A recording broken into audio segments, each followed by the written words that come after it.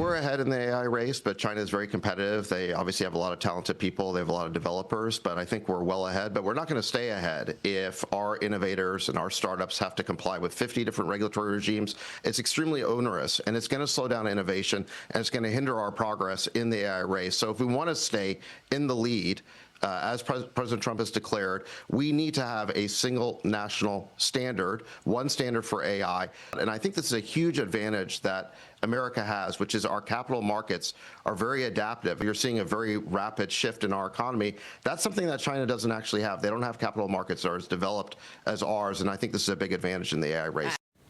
White House AI and crypto czar David Sacks discussing the race against China to lead the world in artificial intelligence. President Trump signing multiple executive orders this year, making AI a top priority to promote American technology and innovation while reducing reliance on China. I want to bring in Energy Fair Trade Coalition Executive Director Bret Manley. Bret, good morning. Your thoughts on those comments from David Sacks to Maria? Yeah, obviously, David's a well-positioned to have a good insight into the situation. Certainly, from a capital perspective, if the United States is able to marshal all our resources towards this goal, we're going to be in a good position. You've seen this and how Europe has really regulated themselves to a state of irrelevancy here.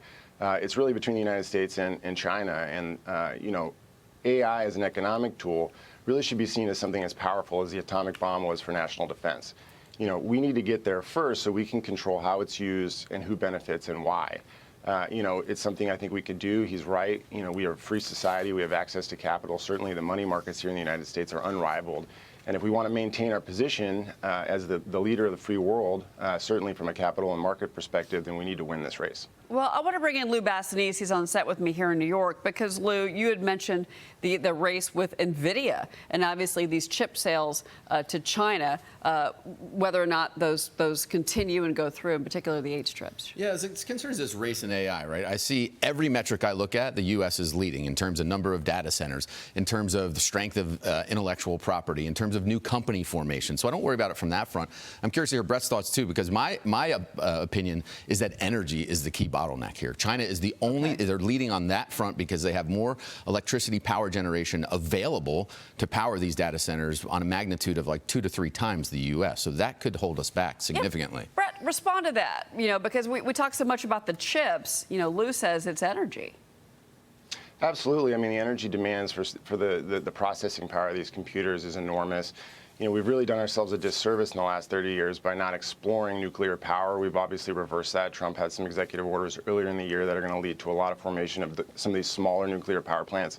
And you've seen other countries come to this realization as well. Of course, big news recently, Japan restarting nuclear power development from the wake of Fukushima. There seems to be a realization that that was not a good idea to ignore the benefits of nuclear power. China, in particular, significant expansion in coal power processing that's really going to give them an advantage from an energy standpoint. Cheap energy leads to production. The more cheap energy you have, the greater your production capacity. And if we don't lead in that area, we're going to have a really hard time being the global leader in AI. Well, certainly that is something that the Energy Secretary, Lee Zeldin, as well, has been working on to really make sure that we do have energy reliance and energy production here in this country. President Trump touting his administration's work to lower costs for Americans, celebrating falling gasoline prices and promising electricity costs will follow. Watch this. Here at home, we're bringing our economy back from the brink of ruin. Electricity costs surged 30 to 100% under Biden, and the typical family lost $5,000 to $10,000 in higher energy costs. Think of that, $5,000 to $10,000 you lost. On day one, I declared a national energy emergency. Gasoline is now under $2.50 a gallon in much of the country. In some states, it, by the way, just hit $1.99 a gallon. Prices on electricity and everything else will fall dramatically. Now, this comes despite electricity costs rising from over 16 cents per kilowatt hour last year to over 17 cents year to date. Bret, we have seen some estimates that in 2026 that electricity costs will continue to rise. Is that the case, and what can be done to stop that from happening? Because it is a burden on the American consumer. Absolutely. There's certainly going to be some short-term disruption with the speed that some of these data centers are coming online and just how rapidly they're being attached to the grid. The ability to spread that out consistently over a wide area is not there yet. How these things attach to existing grids is going to be very important. Also, though, it's not going to be felt evenly across the country. All electricity prices, energy prices really are downstream of regulation. My home state of California, electricity prices are astronomical, certainly compared to a place like Kentucky or Virginia. How politicians respond to short-term increases in electricity that deal with data centers and AI is going to be really contingent on what they want their citizens to pay in the future.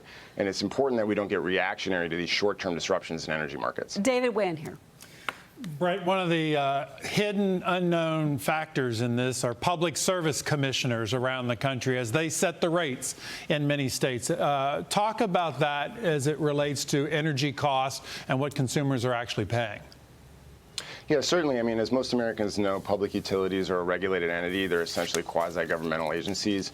A lot of times they just deliver the power. They don't generate the power, which is why it's important. Trump's energy executive orders to unleash domestic energy production, bringing nuclear onto the grid, expanding existing power plants, really lowering the regulation that limit the ability of Americans to produce energy, natural gas. There's coming breakthroughs and potential to repurpose coal ash for energy production. These are things that we have to explore from a technology standpoint. The middleman, really the utilities that deliver the energy, oftentimes get blamed because that's the name on the bill that the consumer sees, right? Mm-hmm. But we have to understand that the price they're paying is really, at the point of generation. Mm-hmm. Well, I agree with you on that certainly there's so much more at work. We saw that play out in New Jersey in particular. Bret Manley, thank you so much for being here. Thank you, Cheryl.